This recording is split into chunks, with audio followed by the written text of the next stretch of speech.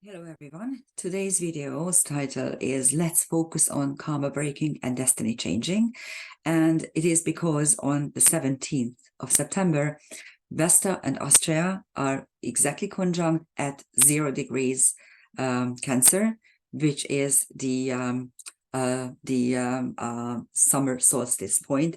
All the solstice points are always very prominent positions, simply because these are the season changing energies. These are when the new season is setting in, and because in astrological tradition, people were always looking at the energy patterns of these points. These are very powerful, they are meaningful as well. And soon I will be creating a video on the vernal equinox, not the vernal, the autumnal equinox. This was a Freudian slip because I can't stand winter and darkness. And I'm already now, just before the autumnal equinox, I'm already hoping to reach the vernal equinox. So I'm trying to speed up time. But of course, we are still a couple of days ahead of that. And 2 days only after the Virgo new moon, which was about putting things in order, and we can continue this energy pattern because a lot is happening at 0 to 2 degrees of the signs. So we have this initiation energy at our disposal.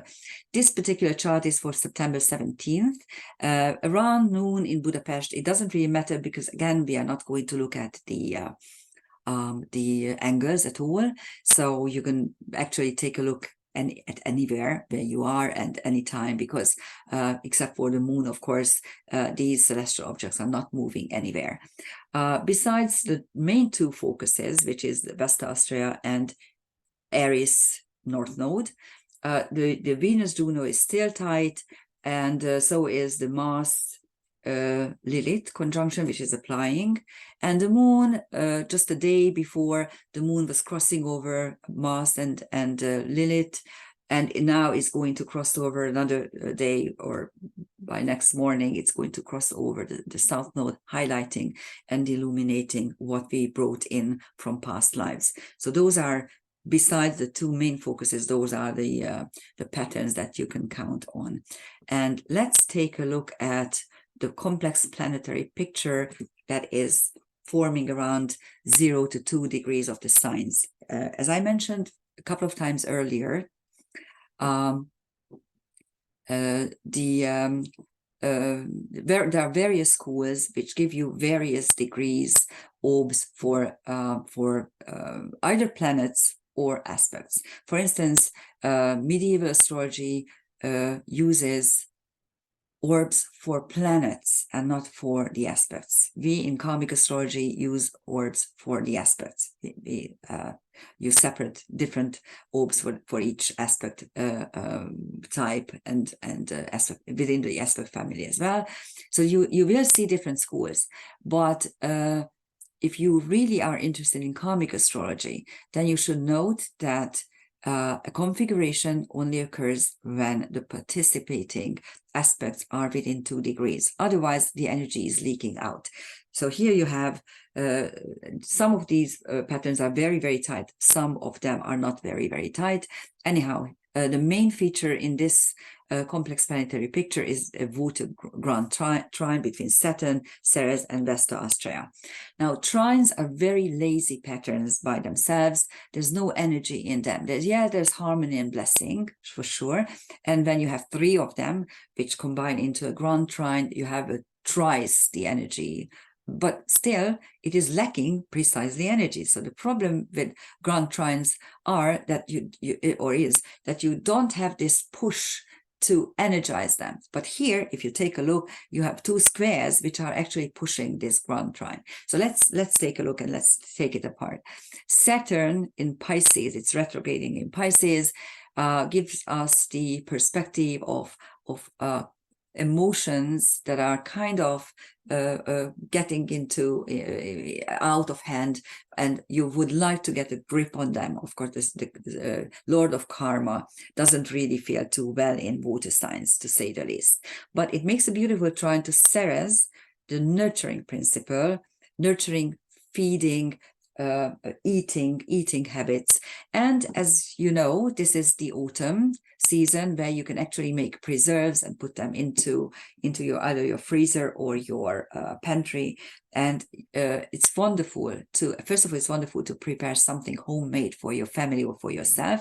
And when winter is coming and it's dark and gloomy and cold outside, and then you are, let's say you get home and you realize that you haven't cooked, you are too tired to cook, you don't really have the ingredients, and you're very tired, you're not going to go to the supermarket to pick up some new stuff, and all of a sudden you realize, but you have some sort of preserve, either ratatouille or any vegetables put into a jar, and you open the jar, and all of a sudden summer comes out of that jar, or beautiful autumn energy comes out of the jar, sunshine, and this whole vibrant thing that you put there yourself. So it's really magical. So try it. It's not very hard to make preserves, and especially with vegetables, all you need is really half cook them and put some fat, not oil, true animal fat on top, which you can actually take out. So I don't want to gross you out if you are very, very vegan. I'm not, and I think that any of us should eat whatever we want and whatever we crave. And I use a lot of, instead of oil, I use animal fat, because we Hungarians always cook with pig fats, and that's it. Anyhow, so that's Sarah's Saturn, preserve things, nurturing impacts for the future, for anything, for the cold season, let's put it this way. And then Ceres is making a trine to Vesta Astraea. So focus on karma breaking by nurturing. That's the best way. And of course, the Vesta Saturn trine can be described as the oath aspect, to make an oath or to make a promise.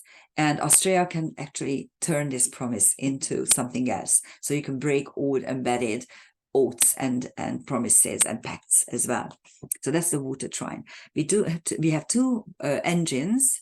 Engines are made up by a square, quincunx, and a trine. So three different aspect families are combined in order to actually achieve movement, and it's one of the most fascinating aspect patterns, because you have the square, which always provides you with tension and high impact energy. You have the trine, which gives you the blessing and the harmony, and then you have the quincunx, which is a karmic must. I must do this. I must somehow make use of this. So this is how it is combined.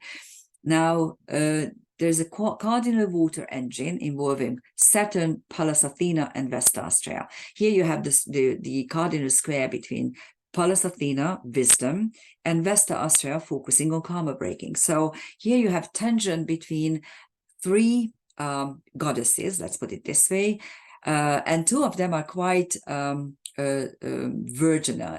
If you have this word, I don't know, I'm not sure you have. So both Vesta and Pallas Athena are linked to the concept of remaining a virgin. And now they are clashing. Why? Because you need to focus wisely. But can you focus wisely when something is really bothering you? Well, if you utilize the water trine from Saturn, you may. The other one, the mutable water engine, is between Saturn, Ceres, and Sedna. Sedna is creation through dissection, and it helps us to focus on things that are not working properly in our life, and you need to actually kind of change things around. Look at your life and look what is not really working. I always say that within a natal chart and within your psyche, you have multiple potentials, and you have also multiple wishes, of course. And to put energy and effort into something that you won't actually be able to achieve is not very wise. I mean, you can try, you can, there will be some sort of result, but if you focused on things that are easy or easier, or just half easier than the really difficult things, then you might achieve a lot more. So that is the Vesta Astraea focusing energy. And if you look at this beautiful water engine, Saturn, Ceres, and Sedna, you will see that the square is between Saturn and Sedna. So actually, it's very, very hard to break old embedded structures, but you need to rearrange it. How? By looking at your nurturing needs and your family. Of course, don't ever leave out your family. And there's also a mini trapeze, and actually these two engines form another karmic trapeze. The two parallels are made of karmic aspects, and the two sides are squares, and the two insides are trines.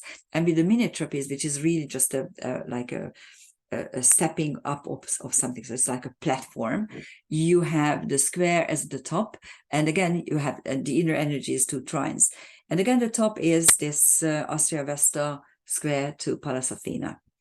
Okay, let's take a look at the transcendental objects. Maybe they give us further hints. On Saturn you have karma.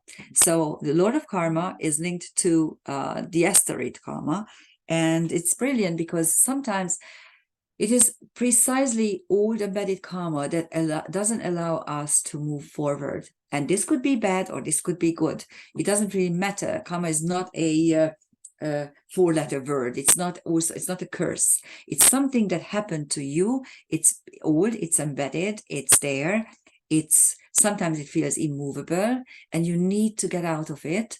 But how? By paying attention, utilizing your work abilities, your ability to tackle issues, to do stuff, to put energy and effort and hard work into it. That's all Saturn. And on Ceres you have Tyr, Demeter, Narcissus, and Haumea. Tyr is of course a version of Thor, so the warlord of Norse mythology. Demeter is the same energy, the same archetype as Ceres. It's the Greek counterpart. And Narcissus is important because nowadays all psychological problems are kind of labeled to narcissistic behavior. It is so fascinating to watch what is happening in this community, because about 20, 25, 30 years ago, it was borderline. Everyone was borderline, and it was the big issue. And later on, there was something else. I can't remember because I'm not paying attention to such things. And now everyone is being labeled narcissistic. And again, it's not without merit, so to speak, simply because they want you to think that if you love yourself, it's bad. No, it's not. It's not. Narcissus could mean simply that you are loving yourself simply because it feels good and you need it. And Ceres, the nurturing principle, coupled with Narcissus, means that please eat well.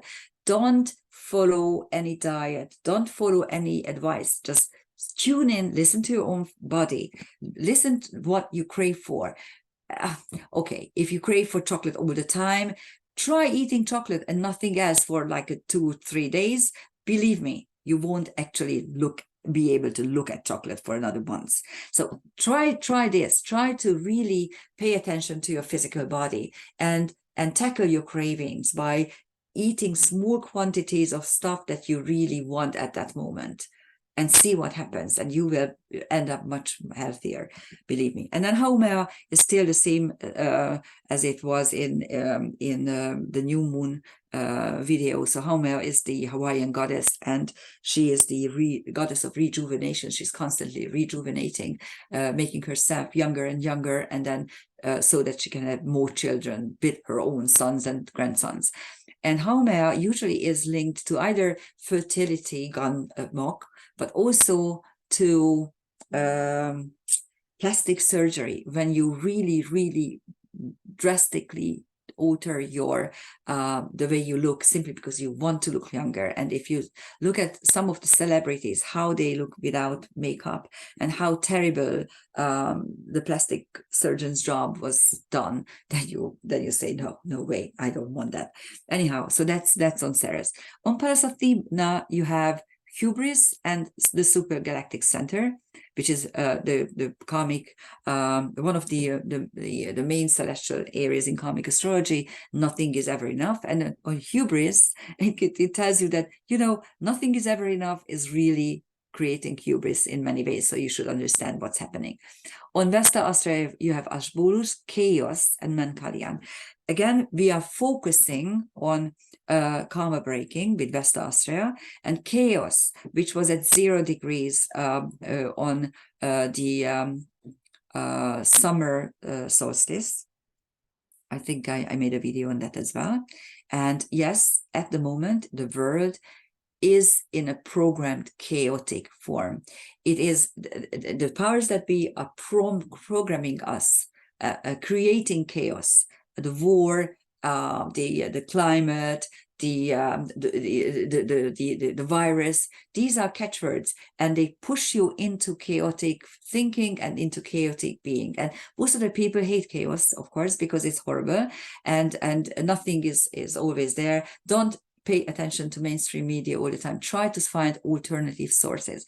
Try to speak to old people who know, and because they lived through, for instance, they lived through 2 world wars. The first one is, you won't find anyone who lived through it, unfortunately. But with the Second World War, there are still people who lived through it and know what it was. If you want to know what communism is, please talk to someone who lived through communism, and all the so-called Eastern European countries lived through it. Talk to them, and you will see what it is. So don't believe what they are telling you. Try to focus on stuff that you actually uncover for yourself, because chaos can also bring you some sort of new fruition, some sort of totally new thing. So something beautiful and useful could emerge from this chaos if we pay attention. Asbolus is a centaur who is a seer and an oracle, but the problem with him is that sometimes he makes mistakes, and whenever he does, he is ridiculed. But most of the time he makes perfect predictions, but no one is listening to them. This is actually happening in our world. And Menkalian is Beta Auriga. The whole constellation Auriga is about Vulcan or Hephaestus, who has bad legs, and he makes a chariot, and he's moving around in the chariot. And the Alpha star is always expressing the main issues of the constellation, while the Beta star is usually showing the dark side of the issue, or simply the not dark in sinister, not in this way, but simply the other side, the less prominent side of the issue, or an alternative way. And as Menkalian is about moving forward, even if I have difficulties or handicaps. It's the world where we learn how to tackle our handicaps, and this is exactly what we need for karma breaking and destiny changing. And on Sedna you have Buddha, enlightenment, 2 TNOs, or actually one is a centaur and the other one is a TNO. But as you know, in karmic astrology, both are kind of used. We use the label centaur, just like we use personal planets, and the sun and the moon are, of course, luminary. We still say personal planets. The same thing, really. Trans-Neptunians are, in karmic astrology, all centaurs. And Pelion is the place where the centaurs live, so it represents the mountain of life that you need to tackle, that you need to climb in order to live. And Morsomnus is death and sleep, and actually it was very, very prominent during the pandemic. And again with Sedna, now conjunct Sedna, so these 3 TNOs kind of move together, although Pelion is definitely a centaur, but Sedna and Morsomnus move together, and it simply means that now we have a choice. We can simply dissect what the powers that we want us to believe, and we can recreate stuff not in the same way. So we won't actually accept what they want us to live through again with another pandemic. And the Pleiades, of course, are the home